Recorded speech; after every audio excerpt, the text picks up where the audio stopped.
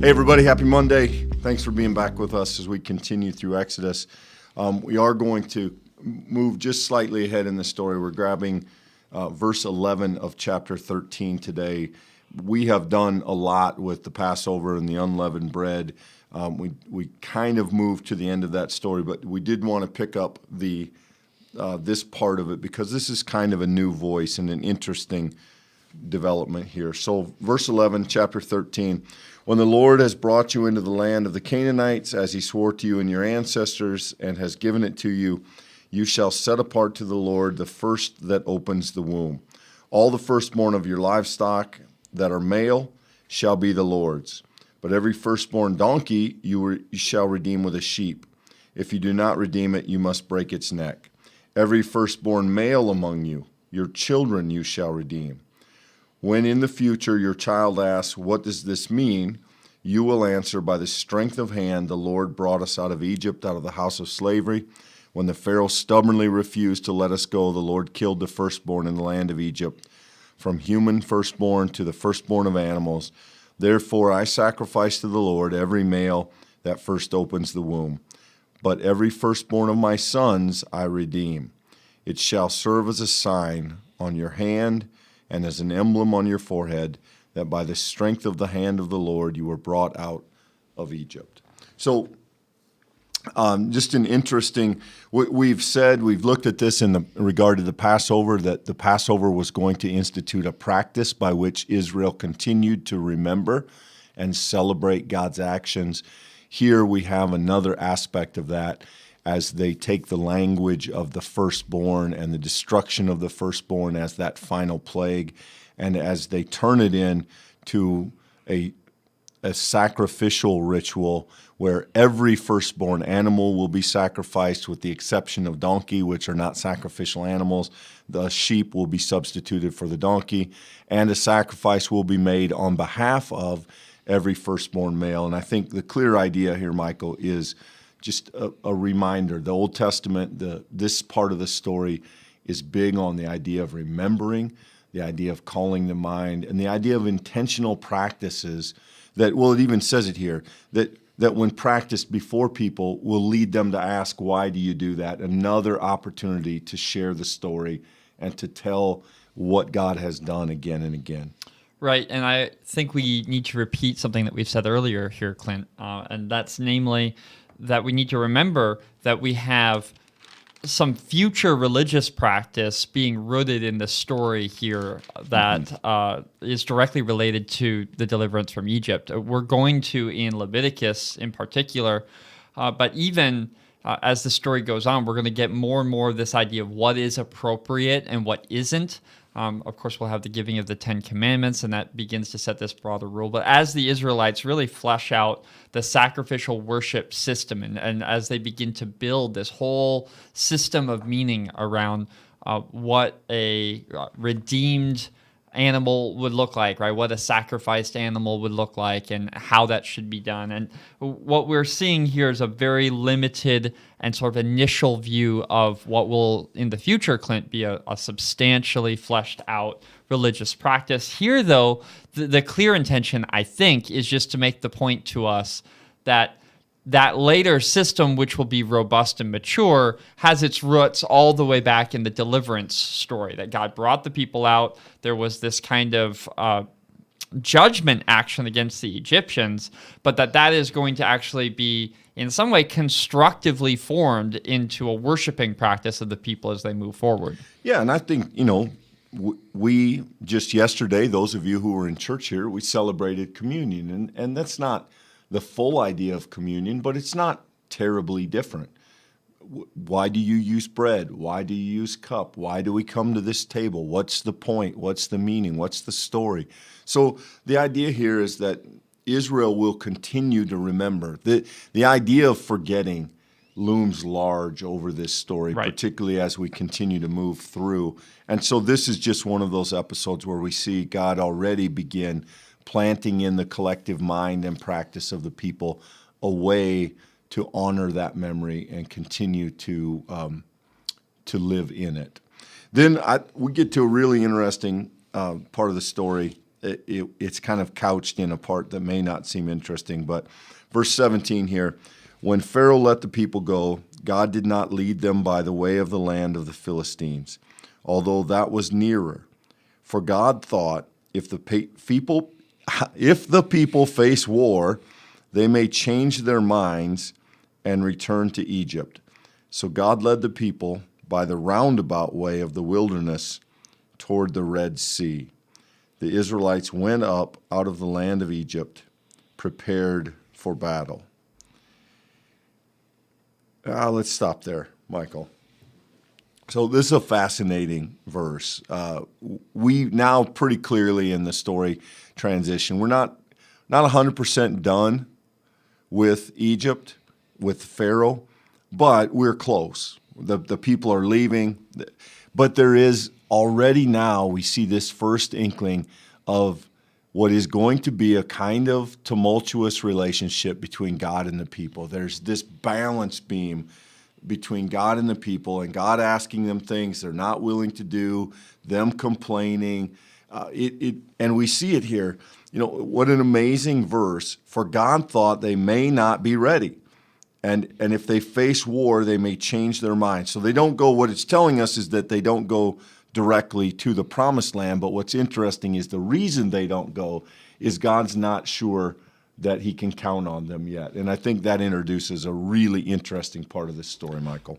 Correct me if I'm wrong here, Clint. Of course, we had Moses leaving Egypt and for some time growing a family in the wilderness. But beyond that, Exodus has been very confined to Israel and to Egypt. Here now, for the first time, we're confronted with this idea that there's a threat outside the walls of Egypt, that now as the people are going into the wilderness to be faithful in their worship, the culmination of plague upon plague, 10 in total. Now, as they make their way out, they have the Philistines out on the edge. And I think that, number one, that reminds us that while we see God delivering them, God's not delivering them from all problems. That God is not taking them directly to the promised land where everything is handled and everything is easy. There are many challenges in front of them still. And as readers, we know that as the story continues, Clint, the challenges are going to be extreme, severe. I mean, there's a lot of challenge ahead. And that balance beam that you talk about is, I think, a helpful teaching frame maybe for ourselves. I mean, this is not a spiritual teaching text in a devotional sense. This isn't a thing you read in the morning and you feel encouraged and you move on. It is a teaching text, though. This reminder in the first section today where we talked about how we pass on the faith and what God has done, how that becomes a model for us of how we teach the next generation. Here, I think there's a real lesson in the faith when we take seriously the fact that God may deliver you from a thing, but God is going to go with you on a journey that surely will have other challenges. I mean, the Philistines are there. And we know that in future books, the Philistines are going to be a great problem for the people. They're going to remain a problem for a long, long time. And I may be overdoing it, but I just think there's something deeply true, not only in this reality that we're hearing God's thoughts. If the people face war, they may change their minds. There's also this reality happening here, I think, that if the people face war, there's this God has this awareness that they may not be ready to trust God into the next challenge. And, as we're going to find out as the story goes on, that's really well founded, Clint.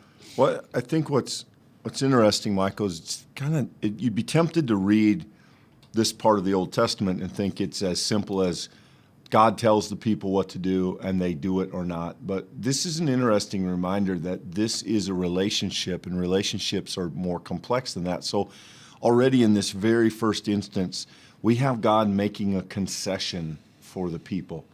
God is concerned about their mental well-being. God is worried about whether this is a moment that they could live up to. And this kind of concession making is going to be a part of the rest of this story. When they're hungry, when they're thirsty, when they're afraid, when they're disobedient. There is this between God the people, there is this ground that is not easy for them to connect on. And it's easy to think of the people of being part of that, but I think fascinatingly, this says that God is involved in some of that give and take as well, and I just think that makes it very interesting. We continue on from there then, and Moses, this is 19, and Moses took with him the bones of Joseph. If you were with us in the Genesis study, you remember this part. Joseph had required a solemn oath of the Israelites, saying, God will surely take notice of you, then you must carry my bones with you from here. They set out from Succoth, they camped at Ethan on the edge of the wilderness. The Lord went in front of them in a pillar of cloud by day to lead them along the way, and in a pillar of fire at night to give them light, so they might travel by day or by night. Neither the pillar of cloud by day nor the pillar of fire by night left its place in front of the people. So, interestingly, tying this back to the story of Genesis and Joseph, and then telling us, and again, I think if you did Sunday school, if you've been through these stories in the classroom when you were young, if you grew up in church, you know this, the dramatic story of the cloud and the fire that lead the people so that by day and by night they can follow the way that God leads them. A pretty dramatic presentation of the idea of God setting the direction. Isn't it interesting, Clint, that when we have the New Testament story that tells us of Jesus' birth, that there's a star that guides the wise men? There is this very biblical, supernatural understanding here that God is able to even use the natural world. I think that harkens back all the way to Genesis 1 and the idea that God who creates all things is the one who's creating a way for these people. God's using fire, God's using cloud, smoke, and it's this process that leads the people forward in their journey.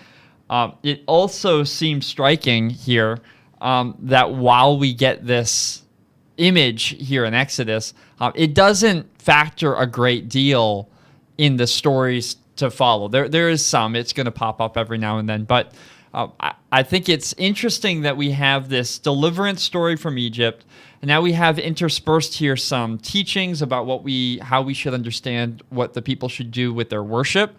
We have this recognition that God is negotiating this balance beam, and he's giving the people clear direction on where to go. And the story is about to move into a whole nother act. I mean, there's a thing about to happen, which is going to it'd be hard to underestimate, I think, how significant the Red Sea crossing story is, not just to Exodus, but to the entire Bible, to the entire biblical witness, actually.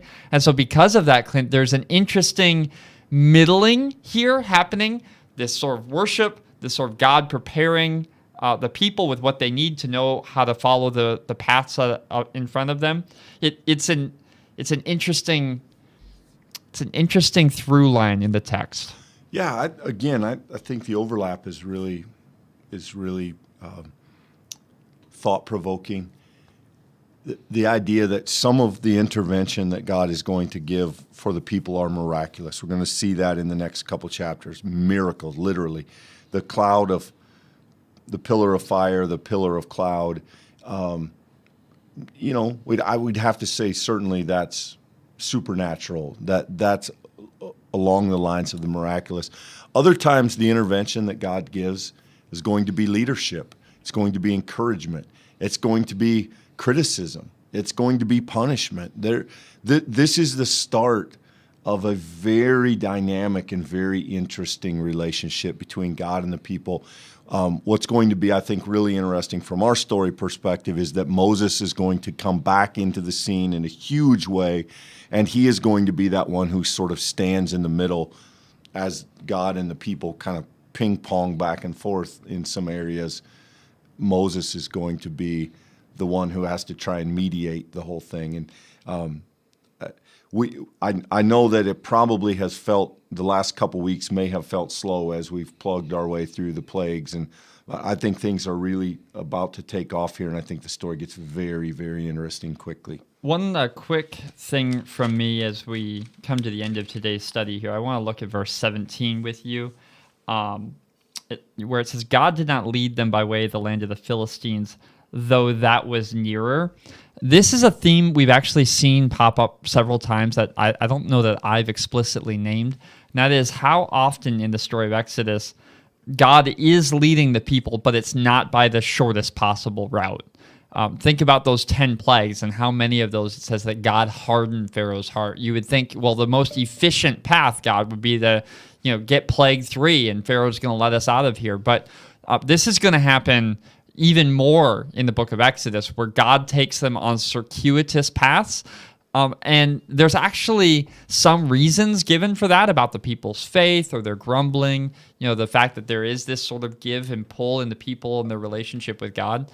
But I think that there's actually a very real kind of embraceable, understandable force to that in our own lives. Clint, how many times have we, anyone who's been a person of faith of some time, experienced the path that God takes us on is maybe not one that we would have liked to have taken because it was circuitous. It took time. It took us down an alley that we would have rather not gone.